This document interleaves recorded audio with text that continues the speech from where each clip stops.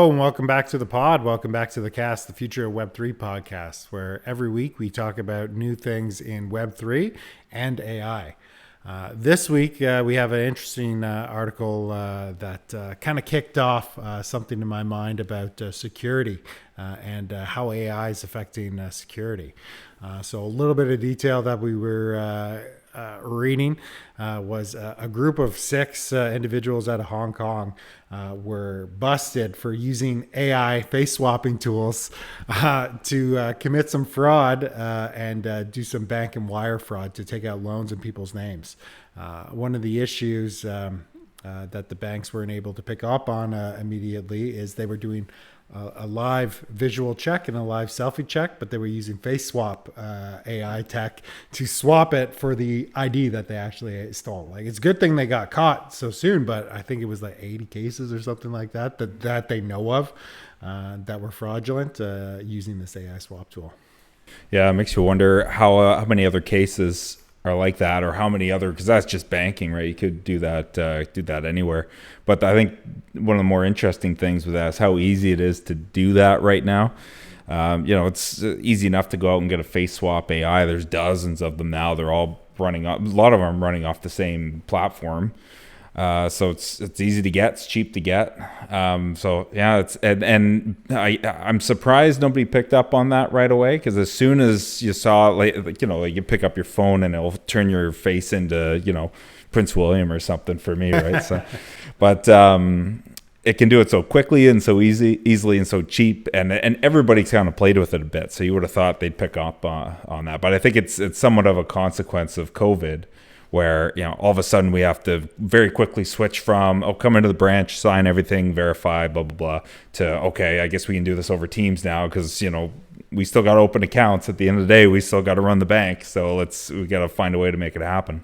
So outside of like KYC is the first thing that I noticed, like opening any type of account. Like outside of that, where do you see this face swapping tool really having an effect? Well, I guess it'd be like substitute the bank with like any other company or customer, I guess, in a lot of ways. Like I could see it from if you're trying to sign, like say you're negotiating a large contract with like a construction company or something like that, or even it could be something like you're buying a house, right? You're building like a new build house or something, right? You could probably do a similar fraud with that builder, or conversely, the builder could do it to you, where they're pretending they've got all these, pretending to be, whoever the builder who's going to put your house at 123 Fake Street type thing. You're like, okay, yeah, this makes sense. Yeah, the website checks out. Oh, yeah, there's a guy on video. He looks like the guy on the website. And so, there's stuff like that. I could see it being happening in the short run. But I think the other one that I've got in the back of my mind, I haven't necessarily seen this yet, but it's dealing with things like legal contracts. Right, and paper. Like, what if you could change the terminology in a contract, so it looks like when you're going back and forth in a negotiation, it kind of looks like I'll make a couple changes here. Do you agree or do you disagree? Okay, yes, you do. And you're just going back and forth, doing little changes piece by piece until you whittle it down to where you want it. But what if, like, between those changes, you're using AI, say like AI with a lot of legal training, to change the meaning of terms. Like, you make it look like, so if you're reading it, especially as a layman, like if you're like a CEO of a company, or someone senior in a company but not a lawyer, so you don't necessarily know all the specifics, what's happening or what the result of the contract is, but you don't know the specific wording. So in that situation, somebody could do a quick AI flip and change the terminology in a contract to you know what I mean? Like, kind of look, so it's similar, but it means something different, and you wouldn't know any better. You're not a lawyer. Yeah. So that's the stuff that I had in the back of my mind. Like, how could you how could somebody pull a fast one on me in that situation? Well, do you think the software that exists now would pick that up, or do you think it'd be easy enough to overcome that objection when that section does pop up? I think yes, it does exist now, and I think and there's a couple of ways. So if you're right now, like, you can do like document compares. You can see what the difference is between two documents. So that would pick it up. That's exactly what I was thinking about. And then on the flip side, you could also do obviously an actual lawyer reading it is hopefully going to pick it up. But you could probably do something even like pitch your AI up against another AI to check for things like that. Like, here's the original, here's the change. Legally, is this the same? And I doubt a ChatGPT is going to do that. But like, I think Watson, the IBM one, which has a legal module or legally trained, might be able to pick that up. But yeah, that's an interesting question. Yeah, and so like, because I think most people who are doing business are trying to do it in good faith, and like the contracts are there to protect themselves. And like you were saying, if AI can change the legal meaning of something, like, do you think contract lawyers would pick it up for like a business that's doing like $20 million and under? Like, do you think their lawyers would be able to pick that up? Or well, yeah, maybe. Maybe. I mean, it depends a lot. I mean, if the lawyer is exclusively a contracts lawyer and that's what they do, I would hope so. If it's like a multi-purpose, I do, one day I'm doing somebody's will, one day I'm negotiating a $20 million contract, maybe not. But so it'd be hard to say. And I think even with lawyers, like, because at the end of the day, lawyers just a human, right? It's like they make mistakes, they forget things, they overlook, misinterpret. So there's the human nature element of it. So again, it's another reason maybe that's the pitch we're making today, is how you might want to consider using one of those AI legal tools as like a second layer of defense, because there's a lot of intricacies. And I didn't realize this until relatively recently, where I started doing a lot more contracts work, where adding like what you would think is an insignificant word has a major change to the meaning of a statement or a term in a contract. well, so like, what type of best practices do you think like one of these SMBs or medium businesses can like put in place when they are starting to negotiate contracts to kind of insulate themselves from these minor changes?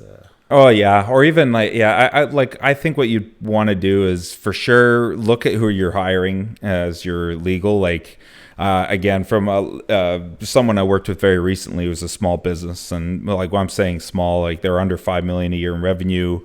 In terms of full-time employees, I think they have 4 with, maybe 7 or 8 contractors on top of that. They pull in as they needed. So for those guys, obviously you do not have a lawyer on staff. You don't need a lawyer on staff. But this particular company was engaged in a pretty complex transaction. And it was the lawyers they were using they were family lawyers, basically. Like, they weren't well suited to doing this. And so it took them a long time to review things. It took them, there were a lot more misunderstandings that had to be clarified. So our side's lawyer had to do a lot more of the legwork to compensate for that. So I guess circling back to your question, if I was that person, I would have hired a different lawyer. Now, somebody who knows specifically contract law in that specific sector. So are there like templates that you could use, like if you're setting up a contract and things like that? Like, I know the templates exist in certain industries, but yeah, I mean, there's like the generic, like when you look at really simple stuff, like, like NDAs or partnership agreements. Yeah, there's stuff like that. It's pretty boilerplate that you can work off. And I think you're generally relatively well protected in a lot of those, where it's, they're kind of set up to be generic and open for both parties. And then in some, like you mentioned, in some sectors like construction, you have the CC/DC contract, where you're doing adding and subtracting from a standard contract, which is great in practice, but if you actually have to negotiate it, it's a nightmare, because it's like, okay, this term's being subtracted, add this one back, and you're there's all these. It's confusing, but it gives a standard base for everyone to work off of. So I guess.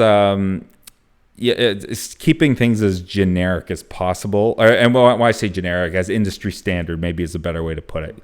Keep it as industry standard as you can. It'll be real interesting to see like what comes out in the next 24 months as far as these AI implications on the contracts that are getting negotiated right now. Like, you see where like some lawyers are getting busted by putting back responses to their clients using ChatGPT, and they don't read it, which is insane. Like, I can see using ChatGPT as a legal tool. Like, I'm not a lawyer, so I don't know if that is allowed or not. Like, I see it using it as like a research tool or something, but using it to form responses, like I don't even trust ChatGPT to write like marketing material for me without changing it. Yeah, I think it'll be coming, and it's there, and I think you could use it now. You just have to use the right tools for it. What I'm really wondering is, like, even with a ChatGPT or recently, like Google's started pushing out Bard to a lot more. Like if you're signed out, let's say you do a lot of reviews on Google, right? Like I'm known for that. I do a lot of reviews, not always good ones. Don't look it up. But so I got offered Bard as a trial, so I was on it, and it's the same it's not as good as ChatGPT, I would say, but I was just playing with it a bit, see how it worked. But it makes me wonder, so Google obviously has a humongous amount of data it can source from, Scholar, the whole Google Scholar database, and they have all those other tools, like a whole suite of tools, which is all backed by huge amounts of data. So it gets me thinking, like over the past, how long has like ChatGPT been big for? A year? Yeah. Call it that? Yeah, about a year. The amount of data that's been pumped into that, and like how many people are using it, like, okay, well, I wonder if this thing could read this contract for me and summarize it, and they'll dump something in there, and like it's taking that data and keeping it. So it's probably got a pretty decent collection of source material it can work off of now. So and it can learn, like you're training it as you go through. No, not like this, like this. Like you are training the model, whether you accept it or not. Like you're just making it better. Yeah. So on that note, I wonder what what the result of that's going to be. Like, what's GPT-5 going to be? Like if they say, all the data you've been putting in the last year and a half is now available. It's like, shit. So that would be really interesting, and that's what I'm watching for, because that's when I think, because AI to me, especially if you look at it right now, was like huge hype for a really long time. Everyone's talking about using it for everything, and I feel like it's kind of, the usefulness of it has kind of leveled off a little bit in a lot of ways, because I think people now can pick out AI content really easily and just don't bother consuming it. And I think I think providers and content hosts are getting smart to it and aren't rewarding people for, say, cranking out content as frequently. You're not getting, it's more about the engagement on the content. Like, are you getting clicks and likes and comments and stuff? So are people actually interacting versus, we don't care if you put out 10 videos a day anymore, but we do care if you put out 10 videos and they're all getting responses and people liking them and stuff, right? So I think it is changing. And to me, that's a real big benefit. It's a better way to do it. Well, we'll have to wait and see. Like, we can only speculate what the next level, or GPT-5 or whatever they go with is going to be. But I think you're hitting the nail on the head. People are getting wise to what is AI generated content. Like, I know when I get responses from people, I clearly know a person did not write this. Yeah. Like, no one speaks like that. Like, and their language model is getting better, but it's still not there. And that's why I do so much editing. And I know you use, like, I use it as a research tool. And I still believe that that's going to be its primary usefulness. Like any type of artificial intelligence, it's a tool, like it's just a research tool or a content tool or something like that.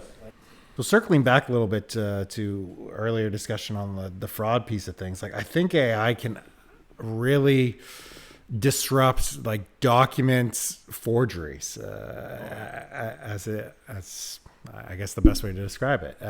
I really do see, like, you take an AI tool, you can modify things in Photoshop, or not Photoshop, like a Photoshop program using AI so quickly. I would be very nervous if I was running an accounts payable department right now on what to pick out is an actual bill or not. Yeah. Actually, one thing I just saw this really recently is I didn't realize that with PDFs, like Adobe, like when you PDF something or Word PDF something for you, there's a digital signature on the PDF, right? So you can actually see from that, like it tracks like how many times it's been saved, or if somebody drew something on it or highlighted something, like it tracks. You can pull that data out of the PDF. So that's another thing I bet AI, because right now, like I didn't even know that. Like I'm sure there's people who did, but I spend a lot of time with PDFs, so I feel like I should have. But I feel like AI could help you with that too, because that's a really quick way. So say your accounts receivable example, like when that bill comes in, usually it's probably going to come in as a PDF. Like here's the invoice, all the stuff we need, blah, blah, blah. You could just, you could actually use AI to just scan it when it comes in and tell me like, is this authentic? Like check who it came from. Is this an authentic email address? Check the PDF. Was it written by their instance of Microsoft Word or something like that? Like that to me, and again, just cooked this up recently after learning about this, but that would be a great use case for it, because that's so true. I mean, like when you do any of your corporate cybersecurity training, anytime you do any of that, all they're drilling into you, like just think for a second before you open, just think before you click anything. Like, does this make sense? And so there's your line of defense. You have a system that's always checking. That's always for those of us who don't like to check things twice, there's a system that'll help us. Wow, I didn't even think of something like, I was thinking like, okay, if there's any account changes whatsoever, like to the destination, like the account number or anything, like you got to go. It's such a long process to verify. Like you got to verify with multiple people at that place, make sure the phone number hasn't changed or anything like that. But having an AI tool just to look at the document, oh my God. Well, when you talk about that, it takes me back to like one of our previous conversations, and some of the stuff we've been helping some companies with is collecting all their data, like their company's data into, and not just like, here's all of our addresses for our customers and their banking information, but more qualitative things about the business, that you can pile that together in basically a database that is more easily accessible by an AI tool, and start to check things against that. So again, you can have kind of like what you're saying is like, you can have all these qualitative and quantitative, I guess, attributes for something like an invoice, and the AI knows I have to check this. I have to check this. Is this the right person?